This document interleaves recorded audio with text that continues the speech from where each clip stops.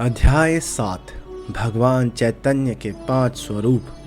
मैं सर्वप्रथम उन श्री चैतन्य महाप्रभु को सादर नमस्कार करता हूँ, जो इस भौतिक जगत में समस्त प्रकार की संपत्ति से विहीन व्यक्ति के लिए जीवन के चरम लक्ष्य हैं और आध्यात्मिक जीवन में प्रगति करने वाले के लिए एकमात्र अर्थ हैं। इस तरह मैं उन भगवान की प्रेममय भक्ति के उदार योगदान के विषय में लिखने जा रहा हूँ। मैं भगवान श्री चैतन्य महाप्रभु की जय जयकार करता हूँ। जिसने उनके चरण कमलों की शरण ले रखी है वह सर्वाधिक धन्य व्यक्ति है। मैं प्रारंभ में गुरु तत्व की व्याख्या कर चुका हूँ। अब मैं पंच तत्व की विवेचना करने की चेष्टा करूँगा। ये पांचों तत्व श्री चैतन्य महाप्रभु के साथ अवतरित होते हैं और इस तरह महाप्रभु अत्यंत हर्षपूर्वक अपना संकीर्तन आंदोलन संपन्न करते हैं। आध्यात्मिक दृष्टि से इन 5 तत्वों में कोई अंतर नहीं है, क्योंकि दिव्य धरातल पर सभी वस्तुएं परम पूर्ण होती हैं। तथापि आध्यात्मिक जगत में भी विविधता होती है और इन आध्यात्मिक विविधताओं का आस्वादन करने के लिए उनमें अंतर करना आवश्यक होता है। मैं उन भगवान श्री कृष्ण को नमस्कार करता हूँ, जो भक्त के विस्तार, भक्त के अवतार, शुद्ध भक्त और भक्त शक्ति इन 5 रूपों में प्रकट हुए हैं। समस्त आनंद के आगार कृष्ण परम नियंता पूर्ण पुरुषोत्तम भगवान है। कोई ना तो कृष्ण से बड़ा है न उनके तुल्य है, फिर भी वे महाराज नंद के पुत्र के रूप में प्रकट होते हैं। पूर्ण पुरुषोत्तम भगवान श्री कृष्ण रास नृत्य के परम भोक्ता हैं। वे व्रज की बालाओं के नायक हैं और अन्य सारे मात्र उनके संगी हैं। वे ही भगवान कृष्ण अपने ही समान यशस्वी शाश्वत संगियों के साथ श्री चैतन्य महाप्रभु के रूप में अवतरित हुए। परम नियंता श्री चैतन्य महाप्रभु एकमात्र भगवान हैं, जो भाव विभोर होकर भक्त बन गए। फिर भी उनका शरीर दिव्य है और भौतिक रूप से कलुषित नहीं है। कृष्ण का दिव्य माधुर्य रस इतना अद्भुत है कि स्वयं कृष्ण इसका पूर्णतया आस्वादन करने के लिए भक्त का रूप धारण करते हैं। इसी कारण से परम शिक्षक श्री चैतन्य महाप्रभु भक्त का रूप स्वीकार करते हैं और भगवान नित्यानंद को अपने ज्येष्ठ भाई के रूप में स्वीकार करते हैं। श्री अद्वैत आचार्य भगवान चैतन्य के भक्त अवतार हैं, इसलिए ये तीनों तत्व चैतन्य महाप्रभु, नित्यानंद प्रभु और अद्वैत गोसाई आश्रय देने वाले या प्रभु हैं। उनमें से एक महाप्रभु है और अन्य 2 प्रभु हैं। ये दोनों प्रभु महाप्रभु के चरण कमलों की सेवा करते हैं। ये 3 तत्व चैतन्य महाप्रभु, नित्यानंद प्रभु तथा अद्वैत प्रभु सभी जीवों द्वारा पूजनीय है और चौथे तत्व श्री गदाधर प्रभु उनके आराधक अर्थात पूजक माने जाते हैं। भगवान के शुद्ध भक्त असंख्य हैं, जिनमें श्रीवास ठाकुर प्रमुख हैं। ये सभी शुद्ध भक्त कहलाते हैं। गदाधर पंडित इत्यादि भक्तों को भगवान की अंतरंगा शक्ति का अवतार मानना चाहिए। वे भगवान की सेवा में लगे हुए अंतरंग भक्त हैं। अंतरंग भक्त यह शक्ति समूह भगवान की लीलाओं में नित्य संगी होते हैं। भगवान केवल उन्हीं के साथ संकीर्तन आंदोलन के प्रसार हेतु अवतरित होते हैं। उन्हीं के साथ वे माधुर्य रस का आस्वादन करते हैं और केवल उन्हीं के साथ वे जन सामान्य को इस भगवत प्रेम का वितरण करते हैं। कृष्ण के गुण दिव्य प्रेम के आगार माने जाते हैं। जब कृष्ण विद्यमान थे तब यह प्रेम का आगार निश्चय ही उनके साथ आया था, किंतु वह पूरी तरह से सीलबंद था। किंतु जब श्री चैतन्य महाप्रभु अपने पंच तत्व के संगियों के साथ आए तो उन्होंने दिव्य कृष्ण प्रेम का आस्वादन करने के लिए कृष्ण के दिव्य प्रेमागार की सील तोड़कर उसे लूट लिया। वे ज्यों ज्यों उसका आस्वादन करते गए त्यों त्यों और अधिक आस्वादन करने की उनकी तृष्णा बढ़ती ही गई। स्वयं श्री पंच तत्वों ने पुनः पुनः नाचकर इस तरह भगवत प्रेम रूपी अमृत का पीना सुगम बनाया। वे नाचते, रोते, हंसते और गाते थे मानो उन्मत्त हों, और इस तरह उन्होंने भगवत प्रेम का वितरण किया। भगवत प्रेम का वितरण करते समय श्री चैतन्य महाप्रभु तथा उनके संगियों ने कभी यह विचार नहीं किया कि कौन सुपात्र है और कौन नहीं है, इसका वितरण कहाँ किया जाए और कहाँ नहीं। उन्होंने कोई शर्त नहीं रखी। जहाँ कहीं भी अवसर मिला, पंच तत्व के सदस्यों ने भगवत प्रेम का वितरण किया। यद्यपि पंच तत्व के सदस्यों ने भगवत प्रेम के भंडार को लूटा और इसकी सामग्री का आस्वादन किया तथा उसे बांट दिया, फिर भी उसमें कोई कमी नहीं हुई, क्योंकि यह अद्भुत भंडार इतना भरा पूरा है कि ज्यों-ज्यों प्रेम का वितरण किया गया, त्यों-त्यों उसकी आपूर्ति सैकड़ों गुना बढ़ जाती है।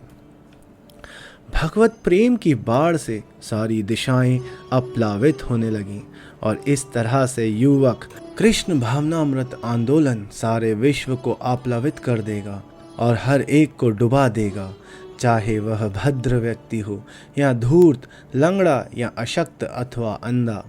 जब पंच तत्व के 5 सदस्यों ने देखा कि सारा संसार भगवत प्रेम में डूब चुका है और जीवों में भौतिक भोग का बीज पूरी तरह नष्ट हो चुका है, तो वे भी अत्यधिक प्रसन्न हुए। पंच तत्व के 5 सदस्य भगवत प्रेम की जितनी अधिक वृष्टि कराते हैं, उतनी ही अधिक बाढ़ बढ़ती जाती है और वह सारे विश्व में परिव्याप्त हो जाती है। मायावादी, सकाम कर्मी, छंद तार्किक, निंदा करने वाले, अभक्त तथा निम्न श्रेणी के विद्यार्थी कृष्ण भावनामृत आंदोलन से दूर रहने में बड़े दक्ष होते हैं। अतएव कृष्ण भावनामृत की बाढ़ उनका स्पर्श नहीं कर पाती। यह देखकर कि मायावादी तथा अन्य लोग पलायन कर रहे हैं, चैतन्य महाप्रभु ने सोचा, मेरी इच्छा थी कि प्रत्येक व्यक्ति भगवत प्रेम की इस बाढ़ में डूब जाए, किंतु उनमें से कुछ लोग भाग निकले हैं, अतएव मैं उन्हें भी डुबाने का कोई उपाय निकालूंगा। इस प्रकार महाप्रभु ने पूरी तरह विचार करने के बाद संन्यास आश्रम ग्रहण किया। श्री चैतन्य महाप्रभु 24 वर्षों तक गृहस्थ जीवन में रहे और 25वें वर्ष के आरंभ में उन्होंने संन्यास आश्रम स्वीकार कर लिया। संन्यास आश्रम स्वीकार कर लेने पर श्री चैतन्य महाप्रभु ने उन सब का ध्यान आकर्षित किया जो उनसे बचते फिरते थे, जिनमें से तार्किक लोग प्रमुख थे। इस प्रकार विद्यार्थी, पाखंडी, सकाम कर्मी तथा आलोचक ये सभी भगवान के चरण कमलों में आकर आत्मसमर्पण करने लगे।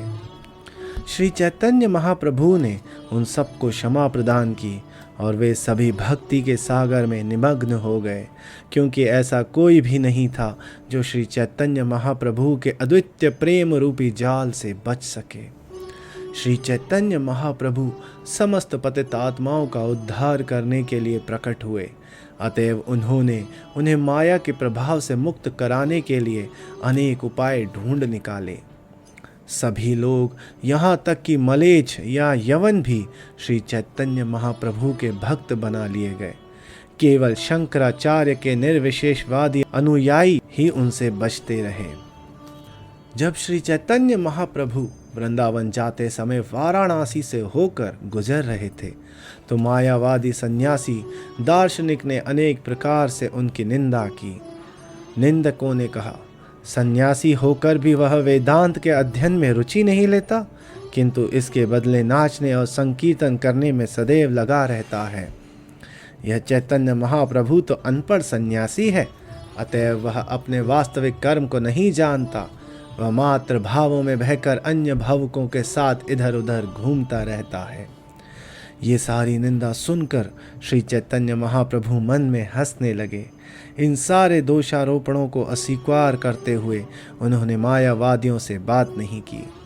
इस प्रकार वाराणसी मायावादियों की निंदा की उपेक्षा करते हुए श्री चैतन्य महाप्रभु मथुरा की ओर आगे बढ़े और मथुरा जाने के बाद वे पुनः उस स्थिति का सामना करने के लिए लौट आए।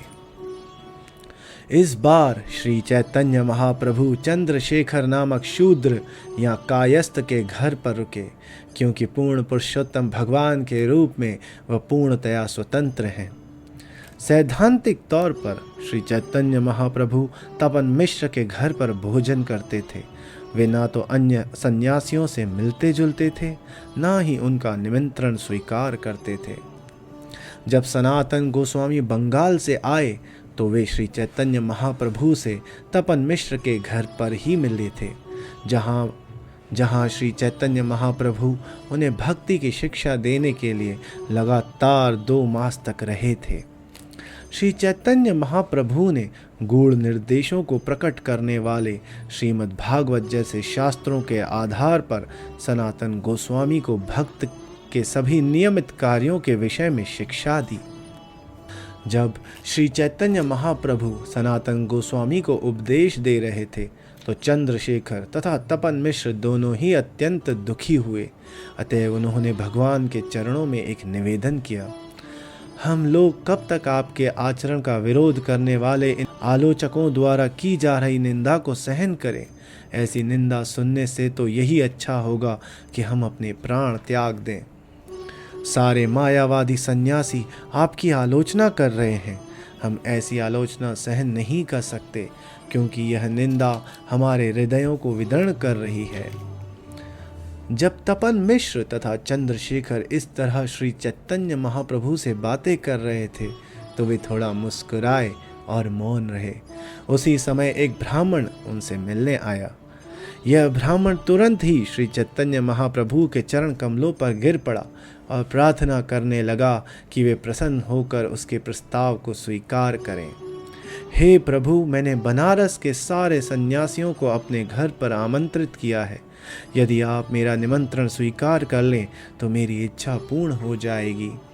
हे प्रभु, मैं जानता हूँ कि आप सन्यासियों से कभी मिलते जुलते नहीं हैं, किंतु आप कृपया मुझ पर दयालु हों और मेरा निमंत्रण स्वीकार करें। श्री चैतन्य महाप्रभु ने हंसते हुए उस ब्राह्मण का निमंत्रण स्वीकार कर लिया। उन्होंने मायावादी सन्यासियों पर कृपा प्रदर्शित करने के लिए ही ऐसी चेष्टा की। वह ब्राह्मण जानता था कि भगवान चैतन्य महाप्रभु कभी किसी अन्य के घर नहीं गए, फिर भी भगवान से प्रेरित होकर उसने उनसे सच्चे हृदय से प्रार्थना की वे उसके इस निमंत्रण को स्वीकार कर लें। अगले दिन जब भगवान श्री चैतन्य महाप्रभु उस ब्राह्मण के घर गए तो उन्होंने वहाँ पर बनारस के सारे सन्यासियों को बैठे देखा। ज्यों ही श्री चैतन्य महाप्रभु ने सारे सन्यासियों को देखा, त्यों ही उन्होंने सबको नमस्कार किया और तब वे अपने पांव धोने चले गए। पांव धोने के बाद वे उसी स्थान पर बैठ गए। भूमि पर बैठने के बाद श्री चैतन्य महाप्रभु ने करोड़ों सूर्यों के समान प्रकाशमान तेज प्रकट करके अपनी योग शक्ति का प्रदर्शन किया। जब सारे सन्यासियों ने श्री चैतन्य महाप्रभु के शरीर का तेजोमय प्रकाश देखा तो उनके चित्त आकृष्ट हो गए। वे सभी तुरंत अपना आसन छोड़कर सम्मान में खड़े हो गए। उन सारे मायावादी सन्यासियों के मुखिया का नाम प्रकाशानंद सरस्वती था। उसने खड़े होकर बड़े ही सम्मान के साथ श्री चैतन्य महाप्रभु को इस प्रकार संबोधित किया, हे श्रीपाद, कृपया यहाँ आइए, कृपया यहाँ आइए। आप उस अपवित्र स्थान में क्यों बैठे हैं? आपके शोक का कारण क्या है? श्री चैतन्य महाप्रभु ने उत्तर दिया, मैं निम्न कोटि का सन्यासी हूँ, अतएव मैं आप लोगों के साथ बैठने के योग्य नहीं हूँ। किंतु प्रकाशानंद सरस्वती ने स्वयं श्री चैतन्य महाप्रभु का हाथ पकड़कर बड़े ही सम्मान के साथ उन्हें सभा के मध्य में बैठाया। तब प्रकाशानंद सरस्वती ने कहा, मेरी समझ में आपका नाम श्री कृष्ण चैतन्य है। आप तो श्री केशव भारती के शिष्य हैं और इसलिए आप धन्य हैं। आप तो हमारे शंकर संप्रदाय के हैं और हमारे गांव वाराणसी में रहते हैं, तो फिर आप हम लोगों का संग क्यों नहीं करते? आप हमसे मिलने से भी क्यों कतराते हैं? आप तो सन्यासी हैं, तो फिर भावुकों के साथ अपने संकीर्तन आंदोलन में कीर्तन करने और नाचने में क्यों लगे रहते हैं? ध्यान तथा वेदांत अध्ययन ये ही सन्यासी के एकमात्र कर्तव्य हैं। आप इन भावुकों के साथ नाचने के लिए इन कर्तव्यों का त्याग क्यों कर देते हैं? आप स्वयं नारायण के समान तेजवान लगते हैं। क्या आप इसका कारण बता सकते हैं कि आपने निम्न वर्ग के लोगों जैसा आचरण क्यों अपना रखा है? श्री चैतन्य महाप्रभु ने श्री प्रकाशानंद सरस्वती को उत्तर दिया, मान्यवर, कृपया इसका कारण सुनिए। मेरे गुरुदेव ने मुझे एक मूर्ख समझकर मेरी भर्त्सना की। उन्होंने कहा, तुम मूर्ख हो, तुम वेदांत दर्शन का अध्ययन करने के योग्य नहीं हो, अतएव तुम्हें चाहिए कि तुम सदैव कृष्ण का नाम जप करो। यह समस्त मंत्रों या वैदिक स्त्रोतों का सार है। कृष्ण के पवित्र नाम के कीर्तन मात्र से मनुष्य को भौतिक संसार से छुटकारा मिल जाता है। निस्संदेह केवल हरे कृष्ण मंत्र का कीर्तन करने से उसे भगवान के चरण कमलों के दर्शन हो सकते हैं। इस कलयुग में भगवान नाम के कीर्तन से बढ़कर अन्य कोई धर्म नहीं है, क्योंकि यह समस्त वैदिक स्त्रोतों का सार है। यही सारे शास्त्रों का तात्पर्य है। हरे कृष्ण महामंत्र की शक्ति का वर्णन करने के बाद मेरे गुरु ने मुझे दूसरा श्लोक सिखाया और मुझे यह उपदेश दिया कि मैं इसे सदैव अपने कंठ के भीतर रखूं।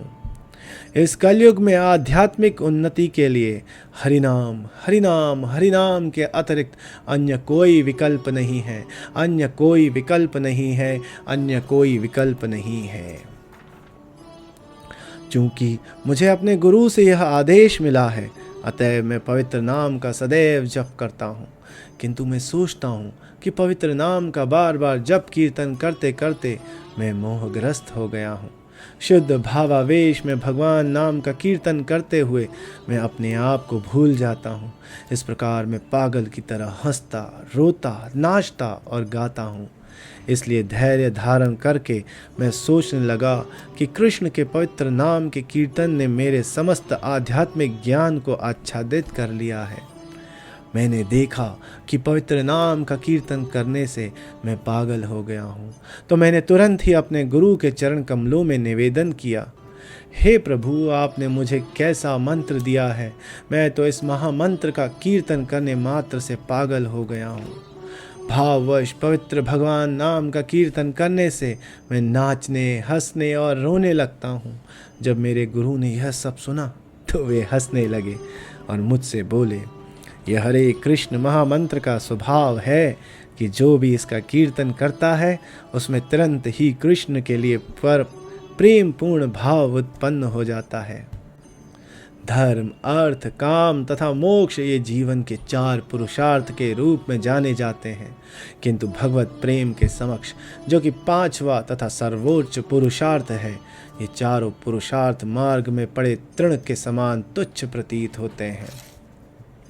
जिस भक्त में भाव का सचमुच विकास हो चुका होता है, उसे धर्म, अर्थ, काम तथा मोक्ष से प्राप्त होने वाला आनंद समुद्र की तुलना में एक बूंद जैसा लगता है। सभी प्रमाणिक शास्त्रों का यह निर्णय है कि मनुष्य को अपना सुप्त भगवत प्रेम जागृत करना चाहिए। तुमने पहले से ऐसा कर लिया है, इसलिए तुम अतीव भाग्यशाली हो। भगवत प्रेम की यह विशेषता है कि स्वभाववश यह मनुष्य के शरीर में दिव्य लक्षण उत्पन्न करता है और उसे भगवान के चरण कमलों की शरण प्राप्त करने के लिए अधिकाधिक लोभी बना देता है। जब मनुष्य में सचमुच भगवत प्रेम उत्पन्न हो जाता है तो वह स्वभावतः कभी रोता है, कभी हंसता है, कभी गाता है और कभी पागल की तरह इधर उधर दौड़ता फिरता है। पसीना, कपकपी, रोह का खड़ा होना, आंसू, वाणी का अवरोध, पीला पड़ना, पागलपन, विषाद, धैर्य, गर्व, हर्ष तथा दीनता, ये भगवत प्रेम के विविध प्राकृतिक लक्षण हैं, जो भक्त को हरे कृष्ण मंत्र के कीर्तन करते समय दिव्य आनंद के सागर में नचाते और तैराते हैं। हे पुत्र, यह तो अच्छा हुआ कि तुमने भगवत प्रेम विकसित करके जीवन के परम लक्ष्य को प्राप्त कर लिया है। इस तरह तुमने मुझे अत्यधिक प्रसन्न कर लिया है और मैं तुम्हारा अत्यंत कृतज्ञ हूँ। हे पुत्र, भक्तों के साथ तुम नृत्य और कीर्तन करना चालू रखो। बाहर जाकर कृष्ण नाम कीर्तन के महत्व का प्रचार करो, क्योंकि इस विधि से तुम सारे पतित आत्माओं का उद्धार कर सकोगे। यह कहकर मेरे गुरु ने मुझे श्रीमद् भागवत का एक श्लोक सिखलाया। यह संपूर्ण भागवत की शिक्षाओं का सार है, अतः उन्होंने मुझे श्लोक को बारंबार सुनाया। जब कोई व्यक्ति वास्तव में उन्नत होता है और अपने प्रिय भगवान के नाम का कीर्तन करने में रुचि लेता है, तो वह विशुद्ध होता है और उसे ऊंचे स्वर से पवित्र नाम का कीर्तन करने लगता है। वह हंसता भी है और रोता भी है और पागल की तरह दूसरे की परवाह न करते हुए कीर्तन भी करता है। मुझे अपने गुरु के इन वचनों पर दृढ़ विश्वास है, अतएव मैं एकांत में तथा भक्तों के संग में सदैव भगवान नाम का कीर्तन करता हूँ। भगवान कृष्ण का वही पवित्र नाम कभी कभी मुझे नचाता है और गायन कराता है, इसलिए मैं नाचता हूँ और गाता हूँ।